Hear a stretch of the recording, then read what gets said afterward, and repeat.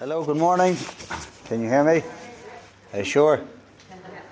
Thanks very much. So it's a pleasure to be here and an honour to be invited down, particularly on the first day of summer. Summer has already sprung, so it's great. For people who have no idea who I am, my name is Gerry Hussey, and what am I here to talk about? I don't really know, but what I'm not here to do and what I never try to tell anybody is I'm definitely not here to tell you what you should think, what you should do, or how you should live your life. That's your business, and in a world of generic numbers, for generic people, I'm not interested. I never was interested in generic numbers. 10,000 steps a day. I often wonder, why isn't it 9,999? Isn't it amazing that the science arrived at 10,000? Isn't that bizarre? And the amount of people telling me every day I need to eat more protein. You need to eat more protein. Even Mars bars, you need to eat more protein. But they've never done a good health test on me. They've no idea who I am. They don't know about my metabolism, and they don't know what I do every day. And yet, despite the absence of all that knowledge, they can tell me I need to eat more protein. So I need to take 10,000 steps a day. Don't take 10,100, you might blow up.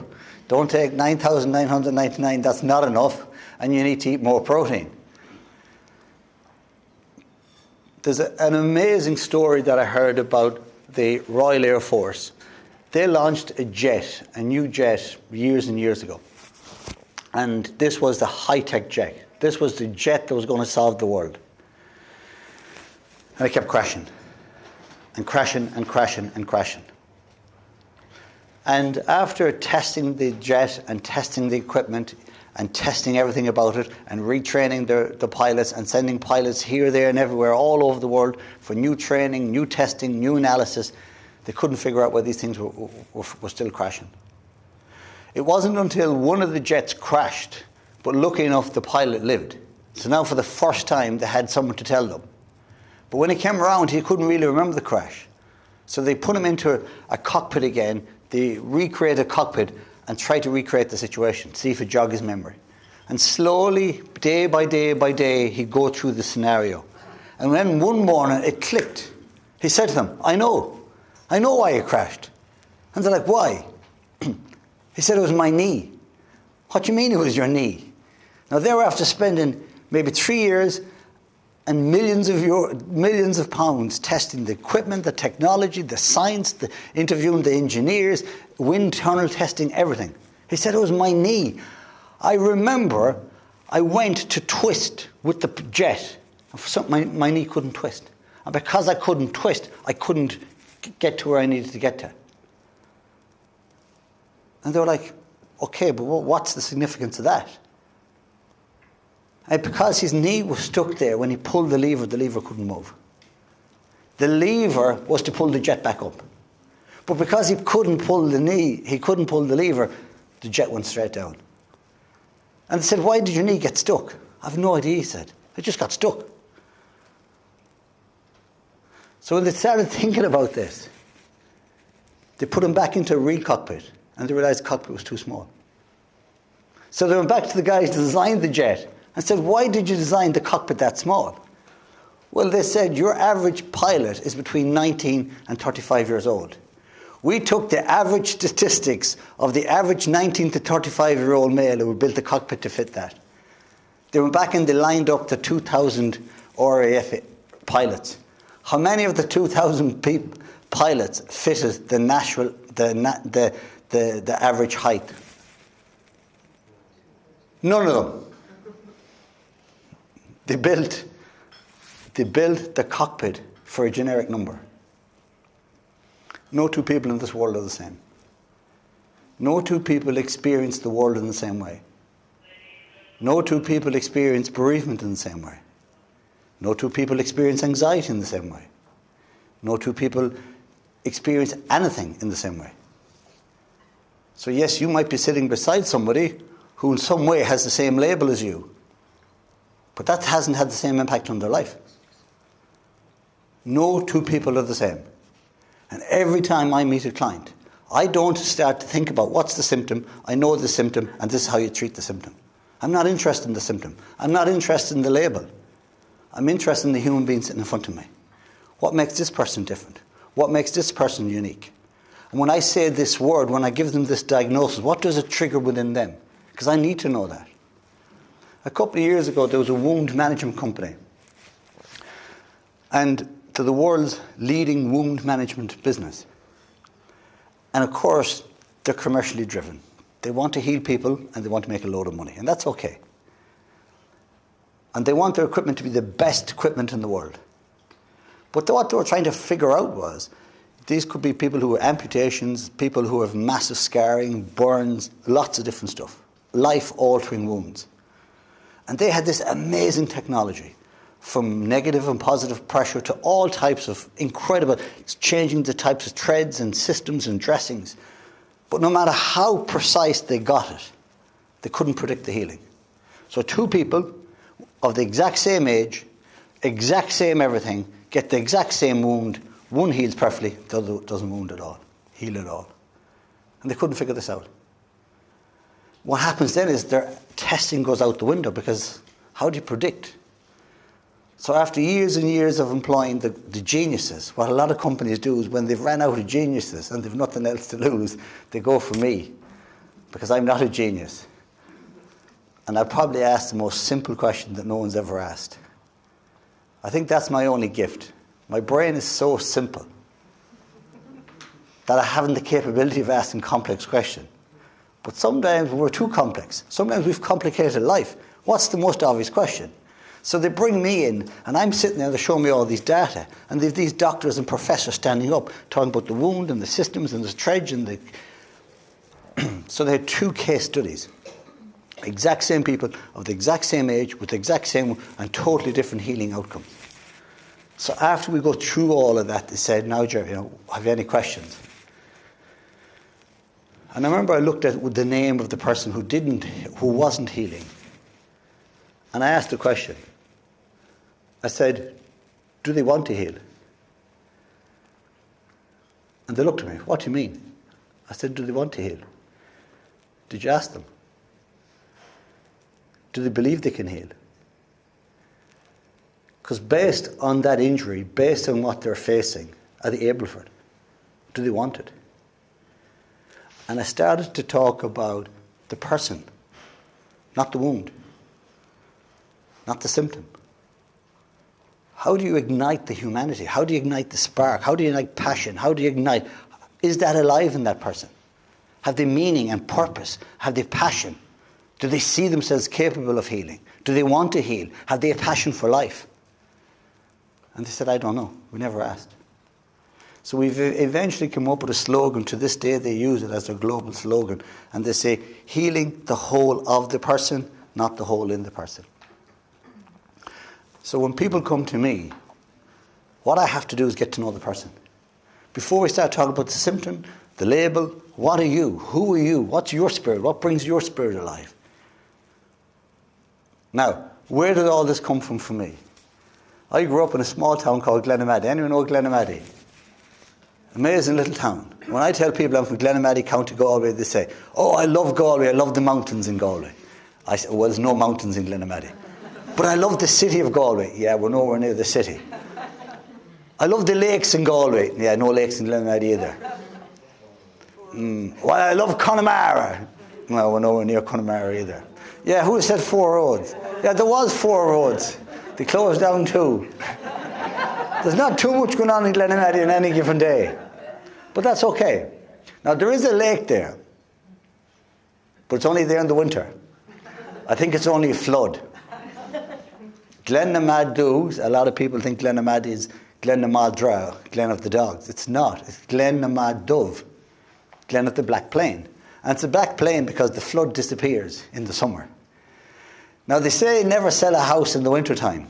But I had to sell my house in the wintertime because there's there's a lovely little estate in Glenamaddy called Lake View. I had to sell my house in the wintertime. Otherwise, there'd be no lake, no view. So, why am I telling you that story? Because Glenamaddy, believe it or not, is not the yachting capital of the world. It's not the sailing capital of the world. So when my first job as a performance psychologist was working with a professional sailing team, and we were racing down the coast from France into Monaco Stay overnight in Monaco, rebuild the boat, test, tweak. I'd work with the sailors and we'd race back up. And we spent the full week racing. The yacht was worth about 35 million euro. An amazing thing. So the great thing about coming from Glenamaddy and working with my dad, who's upstairs, who still travels with me in every event I do, he's up watching the match. Right? And we're back. I leave the hotel in Monaco, beautiful 5-star hotel, after spending the week in this salubrious. And about 12 hours later, I'm back in Glenamaddy and I'm sculling cattle. Does anyone know what sculling cattle is? It's not very glamorous. It's literally dehorning bullocks. And there's blood and there's bullock snot and everything. It's not very glamorous. But while we're doing that, I'm laughing at myself saying, geez, a few hours ago I was waking up having beautiful breakfast in a beautiful hotel in Monaco, and now I'm here. And my dad just says to me, where were you this week? I said, I was in Monaco. He looked at me and said, Monaco? Jeez, what were you doing there? I said, I was working with a sailing team.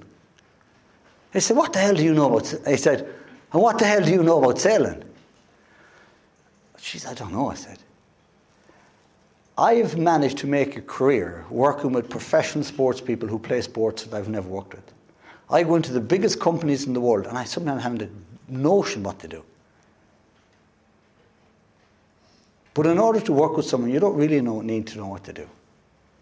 And for me, this became really evident when I started working with the Formula 1 team. And I arrived at their base in the UK, and the first thing I was told was they have 2,500 employees in the Formula 1 team. It's 4,000 now. 2,500 people, all dedicated to building a car. So I'm in there and I go, Jesus, what am I going to do here? And you meet all these professors of this and aeronautical engineers and all this equipment they design, and they tell you about all the systems, and they could make their own carbon fibre, and everybody's a genius. And I'm in there saying, what am I doing here? What am I doing here? And I was about to say to the performance director, look, I'm going to be honest here. I'm not qualified to be here. I know nothing about what you're at. I don't know anything about aerodynamics. I don't know anything about the technology. You know, before you waste any more of your time, I think I'll just go. But thanks for the free tea anyways. And I two of the nice, these protein balls, I two of them in my pocket. I said, sure, at least I got them for free. I'm out of here. And I'd said, I can't deliver anything here. So as we walked around, we came out of the pit, and I'm after a couple of hours now, we've been exposed to these geniuses and the technology and the equipment and the science and the testing and the rooms and the chambers they have. It was just mind-blowing. And as I walked out, I saw this guy who was one of the most famous and still one of the most famous Formula 1 drivers in the world. And when you see him in his race suit, he looks like this superhuman guy. But he wasn't in his race suit. He was in a T-shirt and a pair of shorts. And the first thing I noticed, how young he looked. He was 21. He was a baby. And it really made me, wow, he's just human. And the second thing I noticed was how skinny he was. I looked at his hands. His hands were so skinny. He was so light. And the second thing I noticed was his hands were shaking. And he was holding a helmet. And I just looked at him. And I could see the tears come down his cheeks. And the performance director put his arm around me and said, Gerry, just in case you were about to walk away and tell me that you can't help us here, we have 2,500 staff, all focused on technology. Only yesterday I realised we've nobody helping him. He's been having these panic attacks the last couple of days. He can't even get in the car. We haven't tested anything in 3 days. Everything's at a standstill. But here's what's going to happen. In 3 days' time, that car's going to race. And if he can't get into it, we'll bring in another driver, and that's probably the end of his career. It was the first time I really thought about this concept that we brought in outside the helmet and inside the helmet. And so many times in business and so many times in life, we look for the technology, we look for the science, we look for the pill, we look for everything outside the helmet. But when we really get inside into the inner workings, in a Formula 1 race, you can have all the technology in the world. You can have the best systems, the best engineers. You can have 2,000 of the best people sitting watching the driver. But when that driver pulls on the helmet, it's what's going on inside here that matters. Is he clear? Is he focused? What's the story that's going through his head? Does he believe he can do it? Because it gets crazy very fast out there. And early in my life, I learned the importance of up here. Because when I was a young kid, racked with anxiety, I remember a day sitting outside of my principal's office, because 2 days before that I'd punched my vice principal. And I'm in trouble. I'm maybe thinking I'm going to get kicked out of school and failing my exams. I had a terrible stammer, I couldn't speak. I hated being in public. I hated being in school. I was miserably unintelligent, or so I told myself. Failing exams left, right and centre. And racked with anxiety every day of my life. When I woke up, all I felt was anxious, my heart racing and panicking and stressed and not able to sleep and sweat coming. I didn't know what was wrong with me. I just knew there was something not right, something was broken. But I didn't want to admit that. So I used to tell myself, just bottle up, just toughen up. What the hell's wrong with you? Will you just toughen up? Can you just be happy? I used to beat the shit out of myself every day. What's wrong with you? Will you just get on with it? And sitting in that space, watching my mother, who's the most amazing human being on the planet, just looking at me, and what she's trying to say is like, what's happening here? Just talk to me. What's happening? Because I know this isn't you. This behaviour, that's not you. This anger, that's not you. Just talk to me. But I didn't know what to say to her. So eventually that day I told her, something's not right. I can't stop my mind from thinking. Every night I go to bed, I ask myself, what if I wake up and everyone's dead? What if I'm dead? How do I know I'm going to live? How do I know I'm not going to die tonight?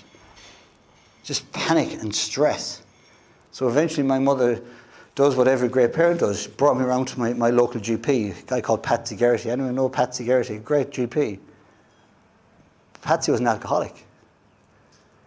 But that was okay in Glenamaddy at the time. That was okay. He's a great doctor. So I'm sitting in front of him. He never talks to me. He talks to my mother about me. He tells my mother that there's medicine that we should consider and it would help me. But my mother, in fairness, said, no, hold on, there must be something else. Because she asked the question, what is it then, Patsy? Patsy said, well, didn't really know. She said, well, if you don't know, how are you treating it? So my mother did what was the unthinkable thing to do at the time. She questioned the doctor. And she said, I'm going to get a second opinion. Everyone said, you're mad. Everyone said, whatever you do, don't let Patsy find out. Because Jesus Christ, Patsy, like, don't not find out. So we went into Ballygar and I snuggled in. I think we even went in a fake name. Anyone from Ballygar, Dr. Daly. And Dr. Daly said, who knows Dr. Daly? You know Dr. Daly. And I know Dr. Gerry. Dr. Gerry. And everything I said is true. Oh, yeah. Yeah. So Dr. Daly, I said, are you not patients of Patsy? Oh, we are, yeah. What's going on then? So more, he said, well, like what? Whatever Patsy says, I back like us. My mother still wasn't willing to accept that. My mother said, no, there's something that they're missing here. So we went to see a paediatrician in Galway. And we did all these tests and blood tests. And even when he said blood tests, I remember getting disappointed because going up in the car, I was looking at the fuel pin and I was even trying to calculate how much money I was costing my parents on fuel. And why am I doing this? And I knew my dad had borrowed £220 to get all these tests done. My dad never borrowed money in his life. But there was a part of me that was really hopeful that this would change everything. So we go into the room. We do the blood test. And then he said we're going to do a brain scan. Now, brain scan, great. But did I ever have a brain scan done? You're kind of hoping, A, I hope they find the brain. B, I hope he doesn't come back and say it's the smallest brain I've ever seen.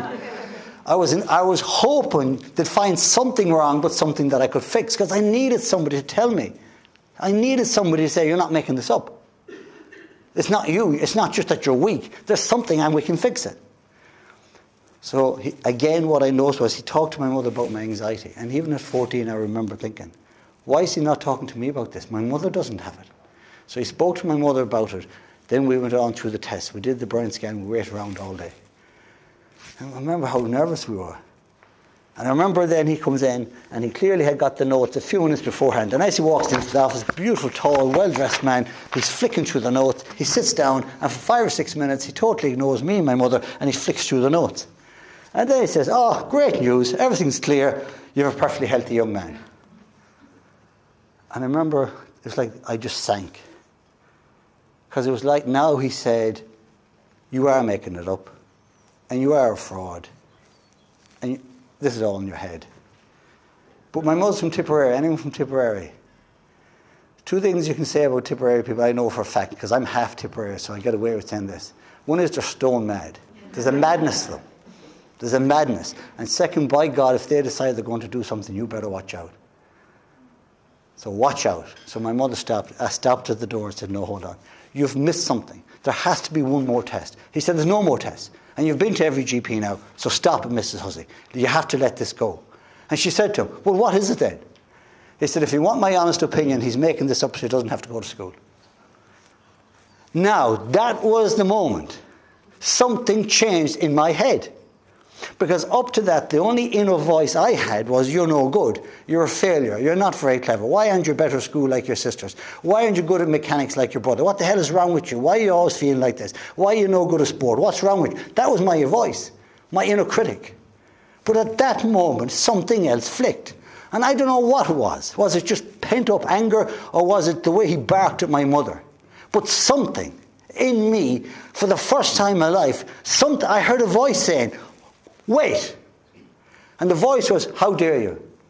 How dare you speak to my mother like that? That's not on. And the second voice was, how dare you speak to a 14-year-old kid like that? Because I'm right here in front of you, and you've never spoke to me, and I'm disintegrating. And you're telling me I'm making this up? No bloody way. And I never had that voice before. And I remember standing up. I actually stood up. My body moved. I was so animated. Whatever voice clicked, something in my body stood up. And I've been standing up since. And it was like, right, Gerry, we're going to get to the bottom of this. And going home, my mother said to me two things. She said, don't worry about him. We'll get to the bottom of this. I said, but what if there's nothing? What if I'm making it all up? She said, we will get to the bottom of this. And then she said, and when we do, you will change the lives of millions of people. And I remember thinking, wow, maybe there's something in me. Maybe I have something to offer. Maybe I'm not useless. And for that moment, I stopped resenting my anxiety. I stopped being angry at it. I stopped hating it. Because the anxiety was part of me. It was who I was. And I had to stop hating myself. I had to stop wishing I was different. I had to stop beating myself up. And I had to learn to accept myself who I was. So me and my mother started scouring old books. Bookshops for books. About the mind, about the brain, about anxiety. What the hell is this? And my mother said once, I said, but is it all in my brain? And my mother said something truly profound. I don't even know if she knew how profound it was. She said, but I don't think the mind and the brain are the same thing. What? Now, neuroscience is an incredible thing. And it shows you the power of the brain. And it shows you how much the brain thinks. But it also shows you through neuroplasticity that the brain is responding to a thought. So if the brain is responding to a thought, then who's thinking? Think about that for a second. The brain responds to your thought. Neuroscience is still trying to figure out where consciousness and awareness is. Your brain is part of the mind, but it's not your entire mind.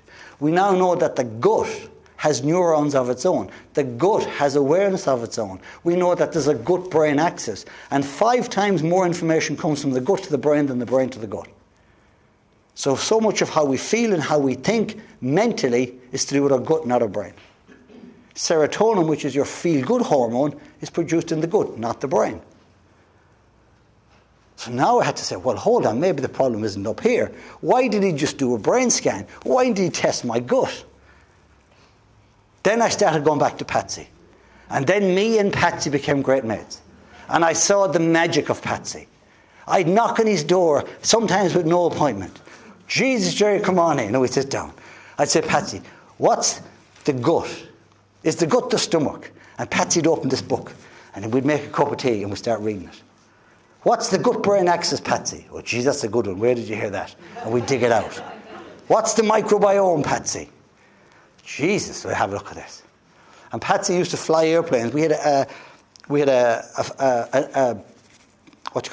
landing strip, an airfield in Glenormady. And sometimes he'd be up and he'd be trying to get ready for the big show because he was into horses. And I'd be walking down the field talking to him. And the only way I could get free information off Patsy is that I helped him fence the field. And as we were fencing the field, I'd be asking him questions. And we developed an amazing relationship together. And I could ask him any question I want. People thought I was the sickest guy on the planet because I was up in Patsy 3 times a week. But I'd sit down. Nobody will ever know the time he gave me. And I think at the time, statistically, he'd the biggest area in Ireland of any GP. And he always made time for me. And he'd say, geez, the vagus nerve. What's the vagus nerve? The vagus nerve is one of your cranial nerves. The vagal tone is so important to how you think and how you feel. How you lower anxiety. How do I change my vagal tone, Patsy? Geez, that's a good one. Let's figure this out. And I remember he'd be opening these books. And he was having fun remembering this stuff. And I think he was having fun saying, geez, I need to do more of this. I need to talk to my patients more about diet and lifestyle and exercise and meditation. I remember asking once, do you meditate yourself, Patsy? Well, I do, he said. How do you meditate? And I remember he says, when I'm with the horses, Gerry, that's when I meditate. There's something in the horses. I thought he was stone mad. He said, come up tomorrow and meet me in the back. So he had a little equestrian centre beside. And I remember going up and just spending time with the horses. Now we know now the power of equestrian. We know that animals have a frequency and energy. And we know so many people and so many children with so many issues. Put them in with horses, see what happens. Give them a pet. It raises their oxytocin, which is their feel-good hormone. It lowers anxiety. It changes their frequency. There's a connection. And Patsy used to have me up with the horses. And I was terrified of them. And I'd be feeding them. And I'd be rubbing them. You're on fire. So will I keep going? I think so. So by the time I was 16 or 17, I was beginning to understand the importance of your gut on your brain. I was beginning to know that you had a sympathetic and a parasympathetic nervous system. And that your sympathetic nervous system is when you produce cortisol and adrenaline. And it's when you're in fight or flight mode. And of course, when something bad happens or a tiger jumps in through the window, you need your sympathetic nervous system. You need more energy. You need more cortisol. You need focus. You need to get the hell out of here. Like we might have to in a minute. And the sympathetic nervous system is incredible. And we need it. But we only need it in short term. On the other side, we have the parasympathetic nervous system. And when we get into the parasympathetic nervous system, our breathing changes. Our brain stops producing adrenaline and cortisol. Our immune system switches back on. Our cells start to rebuild. Neurogenesis of the brain, our brain begins to rebuild. So people say life is a marathon, not a sprint. I don't think so. The way we're meant to live is push, recover, push, recover, push, recover. Sympathetic, parasympathetic. And if you're living constantly in phone, work, stress, emails, you're constantly in a sympathetic dominant state with worry and fear and stress, and you're not meditating, you're not exercising, you're not breathing, you're diminishing your microbiome, you're diminishing your immune system. You're creating this inner stress. So how did a young kid then start to switch? The great news is we can switch our nervous system on through thought and thought alone. Amazing. Just by thinking fearful things, you switch on your immune system. You switch on your nervous system. So I started to learn to meditate. I started to use cold water immersion for my vagus nerve. I started to change my words. I started stop beating myself up. I started to learn to breathe. One of the quickest ways we can switch from sympathetic to parasympathetic is through the breath. I changed my diet completely. I spent more time in nature. And I really started to understand the power of my mind. I stopped comparing myself to other people. And more importantly, I stopped comparing the life I had to the life I wish I had. I stopped rejecting this life. And somewhere along that journey, I read a book called Man's Search for Meaning by Viktor Frankl. Has anyone ever read that book? A tough book, isn't it? I found it tough. I had to read it about 10 times, but I'm a slow learner. It's tough going. But at that time, as I was beginning to stop rejecting my life, stop beating myself up, stop saying I have anxiety, I suffer with. Maybe I had anxiety, but anxiety didn't have me. There's me. There's still me here. I'm not the diagnosis. I'm not the label. I'm something more than that. My spirit, my soul is so much bigger than that. And if I have this thing, then I'm going to learn to live with it. And I remember I used to speak to it. I said, if we're going to spend a lifetime together, we better get used to each other. We better learn to like each other. We better stop beating the shit out of each other. I'm going to learn to love you because you make me me. And I'll probably have you for the rest of my life. And that's okay. Because we're going to have fun together. And I'm going to have to do things differently. And my life will be different. Even this morning when I wake up, I had to go to the gym. I have to do certain things to get myself ready. Now other people can just jump out of bed and be naturally positive. And I sometimes envy those people. But that's not me. I have to do things in a certain way to allow me to live the life I want to live. And that's okay.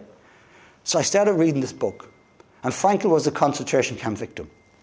And he was in a concentration camp. He was in 4 actually. He lost his wife and lost his children. And at one particular point, they were all stacked into this carriage. And the carriage was jammed packed. And his son was on the bottom. And for about an hour and a half, he heard his son suffocate to death, shouting, "Daddy, save me, Daddy, save me." And he couldn't. And Viktor Frankl got so consumed with anger and rage and bitterness and wishing that everything was different, he almost felt like giving up or he wanted to kill someone. One or the other. Just completely consumed with anger and rage. And then he realized, this can't be a way to live. And something kept coming into his head. What came into his head, he didn't know if the parents of his wife had been captured or not. In fact, he would believe they didn't. And he asked himself a simple question. What would it mean to them if at some point in the future I met them? And I could tell them how amazing their daughter grew up. And how amazing of a wife she was. And how amazing of a mother. And he realized, I am the only person who can ever keep those memories alive. I am the only person that can keep the memories of my life, of my wife and my children alive for them. And he realized that even though he was still in a concentration camp, while he was thinking about that moment and visualizing a future where he'd meet them and he'd hug them, my body felt safe. And for those moments, I was actually filled with joy and happiness. I had not lost the ability to feel happy. Even in that environment, when I switched my awareness and my attention off the environment and back onto something else, I changed how my body felt. He came up with this great idea. Maybe they can imprison my body, but can they imprison my mind? Maybe I'm different to my environment. And maybe my body is responding to me. Maybe I'm not responding to my body. So every single morning he used to try to wake up and meditate and visualize and get himself ready for the day. And Frankl came up with this amazing expression that says, you can't always control what happens to you in life, but you can always control your response. Now, sometimes when I say this, people say, well, it's easy for you, Gerry. Because I get to work with people who Olympic champions, world champions, and the greatest moments of their life. That's the easy part of my work. Working with Formula 1 drivers, it's only sport. Working with pro golfers, and they're afraid of losing the Masters. And I have to remind them, you're putting a white ball into a little hole. And to the vast majority of the world, it doesn't mean a damn thing. And they say, well, the world is watching me. I have to remind them, no one really gives a monkeys about golf. 1% of the world might be watching. That's the easy part. But I also work with people who've just been told you have 6 months to live. And that's probably unchangeable. At least once a week, I sit in a room with parents that have lost a child to suicide. That's the work. I can't change it. And I'm not for a second going to try to pretend if you meditate, all your problems go away. If you drink enough green juice, all your illness goes away. If you just think different, life goes away. Life doesn't often go away. And I fully believe what Frankl said. Frankl said that sometimes you have every right to be angry. And you have every right to be bitter. And you have every right to live the rest of your life angry and bitter because life has been that unfair to you. So I would never say to two parents who have just lost their child, just meditate and you'll be okay. Every single human emotion is vital and important. Anger, rage, shame, guilt. They're signs. But we have now labelled good emotions and bad emotions.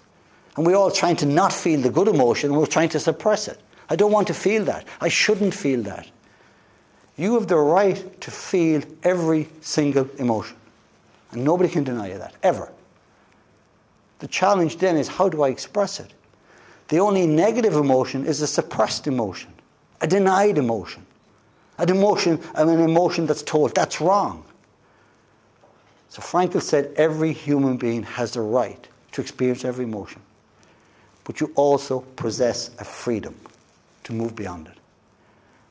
Because what he realized for himself was, if I lived the rest of my life in an emotion of anger and bitterness and resistance and wishing my life was different, what does that do to me? One, it steals me of the present moment. It steals me of my happiness. And eventually that anger and that bitterness and that negative emotion will steal my physical health. So Frankl said, no way. I am not my environment. I am not my condition. I am not my situation. I am not the environment in which I'm in. I'm going to generate a different emotion. And he said, you cannot change a situation with the same emotion that caused it.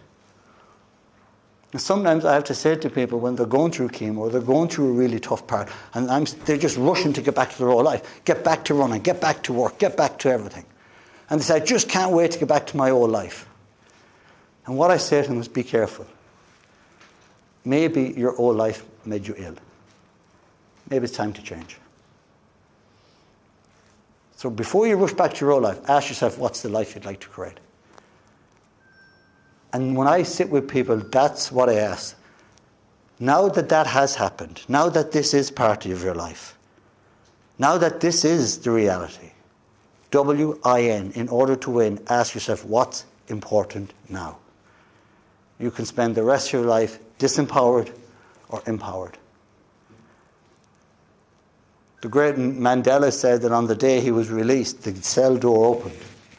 He said, what I realized that unless I left anger and bitterness behind, I would never be free.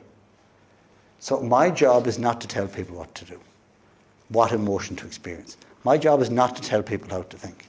My job is to ask the question. And I meet people who are in their 24, 25-year-old after selling a business for 100 million. They want to build a new one. They're flying it. Life is phenomenal. And they want me to help them, keep them on that path. Keep me driven, keep me focused. Because I know I sold that one 5 billion, but I think the next business could be 10 billion. And the first question I ask them is, and they're 24, and they're doing 12 triathlons a day, and they're beaming. And I ask them, in the time you've left to live, what would you like to experience more of? Huh? So I say, in the time you've left to live, what would you like to experience more of? Oh no, Gerry, I'm not dying. And I tell them, oh, you are. We all are, at different rates. The truth is, we're all on the train. None of us really know how the hell we got on the train, or why we're on the train. And every now and again, the train stops and people get off. And you have no idea what station you're getting off. You might have 10 more stops left in you. You might be getting off in the next stop. So what I ask them is, what do you want to experience more of? More push, more force, more time away from your kids, more anger, or do you want to experience more joy, more love, more peace, more ease, more freedom? And of course to say more joy, more love, more, okay, so if you spend the next 10 years building the $10 billion company, how much joy, love and ease do you experience? How old are your kids now? My kids are 4. So by the time you sell that business, they're going to be 14. Well, you've been around for them. I can't answer that question for them. But I believe every human being is one question away from a major breakthrough. But I think at times there's so much going on in our heads, there's so much going on in our lives, we're so busy, we forget to ask the questions. Who am I? What are my values? What do I believe in? What do I stand for? What's my choice? And if I really, truly loved myself, and I was willing to let everything else go, what would love do?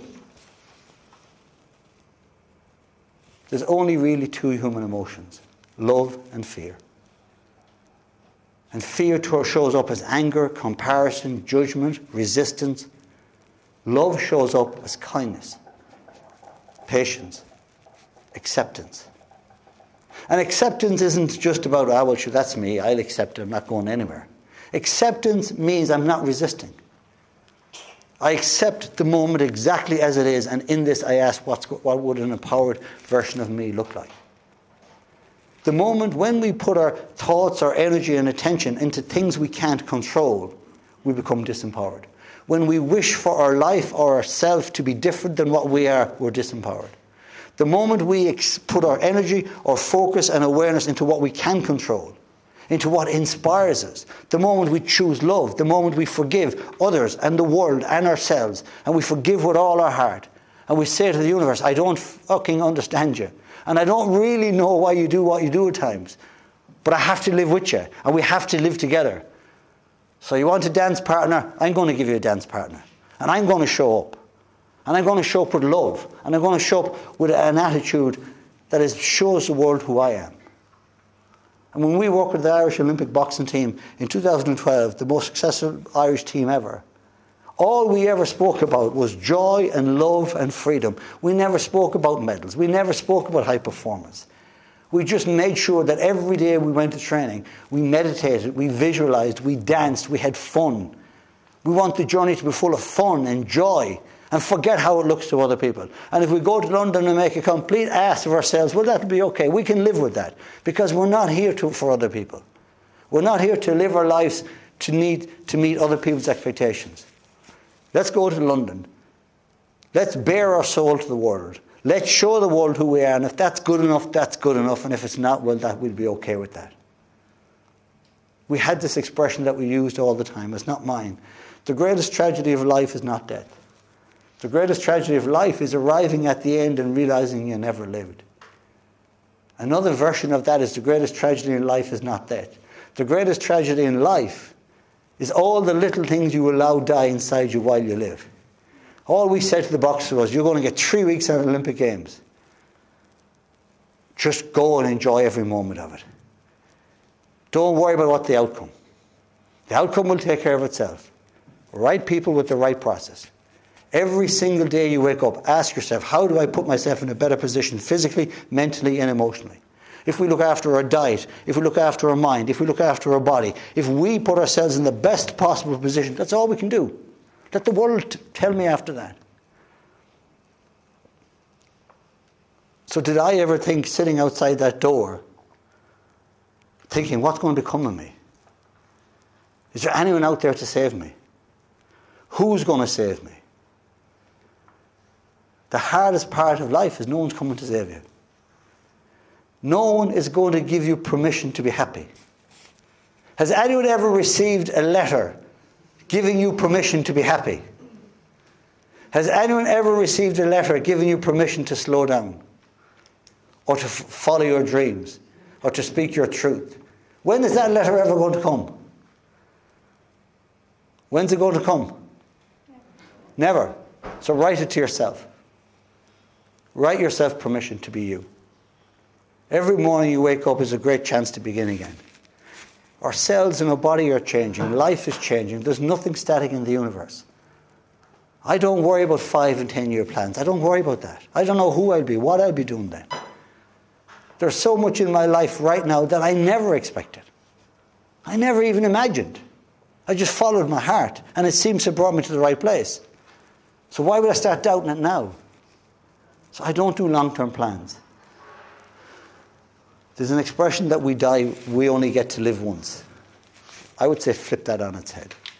You don't live once, you die once. You get to live every day. Every morning I wake up, I see it as a chance, a once-in-a-lifetime opportunity to try be the best that I can be, to try bring more joy into the world, try bring more fun into the world, to accept the situation as is, and without resistance, without anger, without judgment, just be the best that I can be in that moment. And some days I'm still racked with guilt and fear and giving out to myself, and that's okay, because now I know it'll pass. I just say, oh, you're back again. Jesus, I thought you were gone. But you're back, and I hear you. And I know you're just scared. So I'm not going to meet you with anger. I'm not going to meet you with judgment. I'm just going to meet you with love. Let's just sit down and have a cup of tea together. The more you meet yourself with love and kindness and compassion, the more you tell yourself empowering stories, the more you look after your diet, your exercise, the more you look after your mind through meditation and visualization, the more you ask yourself questions, who do I choose to be? You've got to set your mind free. My life has been a journey of moments. And in every single moment, whether I planned it or predicted it or just landed into it, I just asked myself, what would me turning up with love look like right now? So if I was to break everything that I've learned about the microbiome, about the gut, the vagus nerve, the gut-brain axis, if I was to break everything down about life and how it seems so fair to some people and so unfair to other people, and yet I have this unshakable belief in God, now how the hell do I have that? Something in my heart tells me this is it. And every now and again I look outside at night time, I lie on the ground, I look at the stars. And I ask myself a simple question. So the truth is, long after the earth, no matter what we do to save this planet Earth, it will disappear. And long after it's disappeared, the earth will continue to expand and evolve. Why? So I lie down at night sometimes and I look at the stars and I ask myself one question: why this? Why was this created? Why was anything created? I don't think it was a mistake. And I don't think I'm a mistake. I think every single one of us has a story to tell. We have a song to sing. We have a dance to dance. We have something to do. We can make the world every single day. We can change the direction of the world. We can bring more anger, more peace, more love. We can bring anything we want into the world. The only person I get to control is me and my stories and my inner world. And if I was to break everything down, it is the choice I make every single morning that has made every difference. We cannot control what happens to us. We can't control what's happening out in the world. We can't control what people say about us. We can't control what people think. But at every given minute, we control ourselves. And finally, the greatest lesson I learned a long time ago when I started going to therapy first. I had a great therapist and I loved her. I loved going to her because she had this amazing coffee. It was the first time I saw this plunger coffee. Jesus, mind-blowing. We didn't have that in Glenamaddy. And she always had lovely scones. And we'd have hot scones and butter and jam. And I'd sit there and I'd tell her my tales of woe. And she had this great expression. Oh, poor you.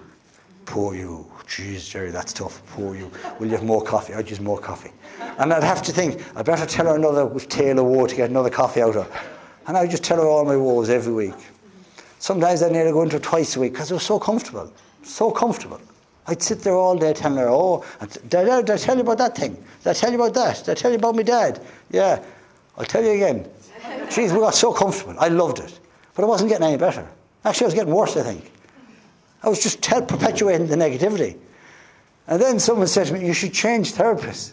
What do you mean change therapists? But she's lovely. She's excellent. And she makes great coffee. And we've lovely scones. And the butter melts. But someone, real friend of mine, said, Gerry, you're not getting any bloody better. I think you're getting more miserable. One time ago, you were 50% negative, 50% positive. Now you're just telling me tales of woe all the time. And what they said was, I think you're just perfecting the skill of telling your own misery. Oh, fuck, I said. How dare you? How dare you? I've every right to tell my misery. Yes, you have. But is there any other bloody thing you can tell? Oh, Jesus. So I said, well, I'll try another psychologist. I'll try someone. You pick someone, I'll try them, but they probably won't be any better. So they picked this lady called Leslie Schumacher, a tough Canadian lady. Oh, I said, I'll go in, Leslie, no hassle. So I promised I'd do 5 sessions with her and then I'd go back to the lady with the scones. Poor you, Gerry. Poor you. Oh, jeez, poor you. I like that story. So I'm talking to Leslie first, and I started telling her the oath because I had to win her on my side. You don't know how hard my life is, and did I tell you this? But where's the fucking coffee here gone? No coffee here, no scones. Nothing at all going here, Leslie. Maybe a glass of water if we're lucky. I'm saying, this is a different environment. Where's my comfy couch gone? Where's my little blanket gone? She never said poor you once in the whole session. Oh, Jesus said I better ramp it up. Second session, I had all the good stories now this time. Wait till you hear this. Still no coffee. After 3 sessions, in the middle of a session, Leslie put her hand up and said, Gerry, can I stop you there? Yeah. She said, just so we're clear, the only reason you're here is to work on you so that your future can look better than your past. Yeah. So the 2 things we're working on is you and your future. Yeah. You and your future. And she stood up and she wrote on her whiteboard, you, your future. Okay. See those 2 words? From now on, they're the only things we're going to talk about. Because I'm sick to death hearing about your past. I'm sick to death. We're hearing about your dad, and your dad, and your dad, and your dad, and your mother, and your auntie, and anyone else. I don't care, she said. They're not in therapy. I don't care about them. And the more you talk about your past, the more you relive it, is you fire the same neurons in your brain. Now your brain thinks it's happening. You fire the same emotions. That triggers your nervous system in the same way. Your whole body thinks it's happening again. She said there's no such thing as post-traumatic stress. Because if your body thought the stress and the trauma had ended, it wouldn't be in this mode. She said you're perpetuating your own grief. You're perpetuating your own sadness. She said, well, you just try something with me. From now on, for the last 2 sessions, let's just talk about you, taking responsibility for you, and talking about the past. She said, I want you to have an inspirational vision of the future. Forget about your past. You have to break up with it. And she told me this story about when pilots, people fall into the sea and they're drowned. And they come across this old log and they hang on to the log. And for the next 12, 24 hours, they're desperate to hang to that log and they're up and down and up and down. But at least they're safe. The log is keeping them safe. And they're clinging for dear life. And eventually, everything they've ever wished for comes along the helicopter. And down comes the most beautiful looking guy in a basket. And he hangs like a movie scene. He hangs a metre above the person. And he says, I'm here to save you. Oh, thank God, thank God. He said, now what I need you to do is let go of the log and reach up and grab my hand. What? Let go of the log. What? What's the biggest challenge the rescue guy in the basket has when he comes to those people? People can't let go of the log. And he's on a limited window. If he's in a storm, he can't endanger himself. He can't endanger the helicopter crew. He's on a small window. He has to tell people, either you let go of that bloody log or I'm getting the hell out of here. People that can't. We all have logs in our life. My past was my log. My trauma, my anxiety, that was my log. It was my identity. It was the thing I linked to. And then I was so afraid without that story that who the hell am I? Because I'm just useless at school and I failed my exams and I'm not very clever. But at least this thing is my identity. And Leslie said it's time to create a whole new identity in which that story doesn't appear. Leslie was almost like the chopper pilot saying, let go of that log. Stop telling those stories. And I remember walking out saying, how dare that one? That's not what she's meant to do. But I felt like I'd been beaten up. I said, I'm not going back to her. I need scones and coffee. Where's the other lady gone? But something resonated in that. What would a new story be? What would an inspirational story? If Gerry had no limits, if I really backed myself, if I really believed myself, if I stopped telling myself that story, what would that look like? And I started creating that. And I literally started saying things like, I go around the world talking. But I was crippled with a stammer. But don't worry that for a second. I'd write books. I'd bring people up mountains. I'd work with the greatest sports teams in the world. And as I was saying that, there was part of my brain said, that's crazy, you can never do that. And then part of me said, no, forget that. That's the old Gerry. The new Gerry could do that. I could change the world. I could help millions of people. And then I started getting excited by that. So I said, I'm going to go back to it one more time. And we're back in the next time, and we just spoke about me taking responsibility for my future. And she changed my life. And we worked together for maybe another 3 years. And she bet the shit out of me in every session. But what she used to say is, Gerry, I don't do poor you. If you want poor you, go somewhere else. I want to know, so what? Show me the fire. Show me passion. Show me energy. I don't care what your past is. I don't care what's happening. You have to ignite something in you that wants to live, that wants to fight, that's excited. You got to show me that you're going to do this. And I'll come with you every step of the way. It doesn't mean we forget our past. It doesn't mean we dismiss our stories. But at some point our story has to become different. It has to become amazing, transformative. We have to speak about the future before it happens. We have to let go of everything that holds us back, our past traumas, our past stories, a belief that I'm not enough, I'm not good enough, my parents weren't enough. The greatest thing we can do is develop an amazing relationship with ourselves, where we look in the mirror and we see someone we truly love.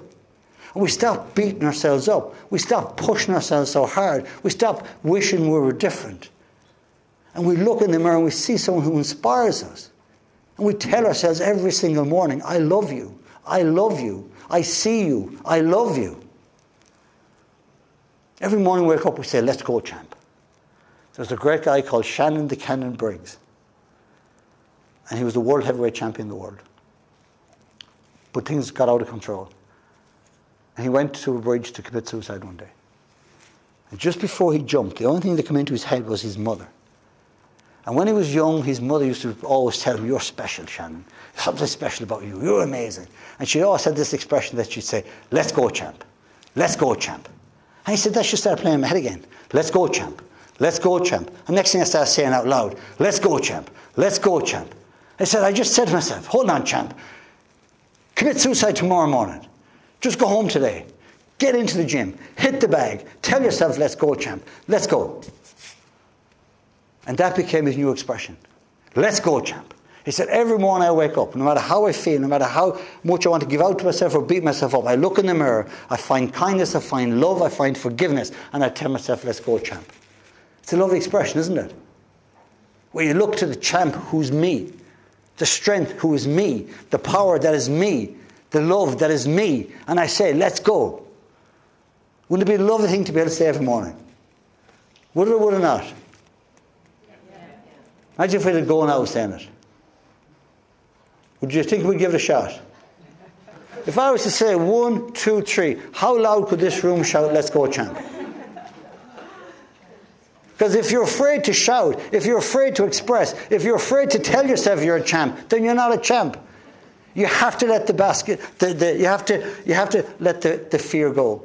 You have to stop worrying about how it looks to other people. You have to stop worrying about how you sound to other people. You have to just do it for yourself. So imagine if we said, let's go, champ. Are you ready to give it a shot? We'll try 3 times. This is the morning now you wake up. Let's go, champ. 1, 2, 3. Let's go, champ. Good start, good start. But come on, this was Shannon the Cannon Briggs, heavyweight champion of the world. I want you to outshout him. Every single morning, you've got to find the part of you that wants to fight, that wants to step up, that one part of you can love, the one part of you that's focused on the future, not the past, that's not rejecting, that's not angry. We're going to say it again. This time we're going to blow the roof off. Second time. 1, 2, 3. Let's go, champ. Now we're going to put a hand up if we can. We're going to kick, we're going to shout, we're going to do something. And we're going to really hear it. Ready? We're going to wake ourselves up. Last time. 1, 2, 3. Let's go, champ. That's it. Every single morning I wake up, no matter how I feel, I have a process. And the process is, how do I change my thinking? How do I change my biology? How do I change my chemistry? How do I stop focusing on my environment? How do I stop focusing on the past? How do I stop worrying about the future and get present in this moment? And in this moment, ask myself, W-I-N, how do I win? W-I-N is what's important now. Who am I? I am not my diagnosis. I am not my illness. I am not my anxiety. I am not my environment. I am not what people say about me. I am about my response. I am about what I do now. And every day I try to spread a little bit more love, a little bit more kindness, a little bit more energy. Thank you very much.